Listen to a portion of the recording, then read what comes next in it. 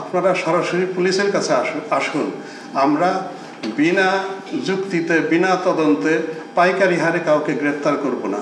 নাম থাকলেই গ্রেফতার করে ফেলতে হবে, এটা কিন্তু আইনেও নাই। আমরা প্রথম থেকেই সরকারও বলে আসছেন যে কোনো নিরীহ মানুষ যেন হয়রানির শিকার না হয়, কিন্তু এই বৈষম্য বিরোধী আন্দোলন থেকে উদ্ভূত অনেক ঘটনায় অনেক মামলা হয়েছে এবং কোনো মামলায় অনেক অ্যাকিউজড বা আসামির সংখ্যাও অনেক, যার মধ্যে অনেক নিরীহ লোকজন রয়েছে। এটা আমরা দেখেছি বিভিন্ন সময়, আপনারাই উঠিয়ে এনেছেন আপনাদের সংবাদে।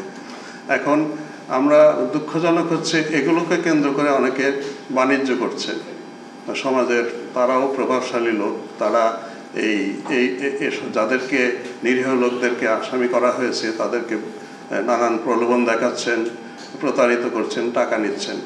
আমরা সবার কাছে আপনাদের মাধ্যমে এই আহ্বানটা জানাতে চাই যে এ ধরনের প্রতারণায় প্রতারিত হবেন না। আপনি যদি আপনার কোনো ধরনের ইনভলভমেন্ট না থাকে, আপনারা সরাসরি পুলিশের কাছে আসুন। আমরা বিনা যুক্তিতে বিনা তদন্তে পাইকারি হারে কাউকে গ্রেফতার করব না। নাম থাকলেই গ্রেফতার করে ফেলতে হবে, এটা কিন্তু আইনেও নাই।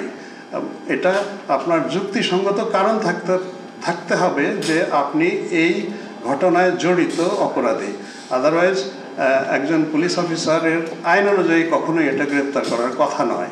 তো আপনারা যারা, আমি মনে করি আপনাদের মাধ্যমে এই আহ্বানটা জানাই, যারা নিরীহ এবং মনে করছেন যে কোনো ধরনের ইনভলভমেন্ট নাই, তাদেরকে হয়রানি করার জন্য এই মামলা অনুগ্রহ করে আপনারা এগিয়ে আসুন। আমরা আপনাদেরকে ওইটুকু আপনাদের বক্তব্য নিয়েই আমরা এগিয়ে যাব তদন্তের মধ্যে, সো দ্যাট ফাইনাল যে আমরা রিপোর্টটা দিব কোর্টকে, আমরা তো চার্জশিট বলি, কোনো জায়গায় ফাইনাল রিপোর্ট হয়, অবশ্যই যিনি নিরীহ তিনি বাদ যাবেন এবং তাকে গ্রেফতার করার জন্য আমরা তার পিছনে ধাওয়া করব না এবং তাকে কোনো ধরনের ডিস্টার্ব করব না। এটাই হচ্ছে আমাদের এখনকার কার্যপদ্ধতি।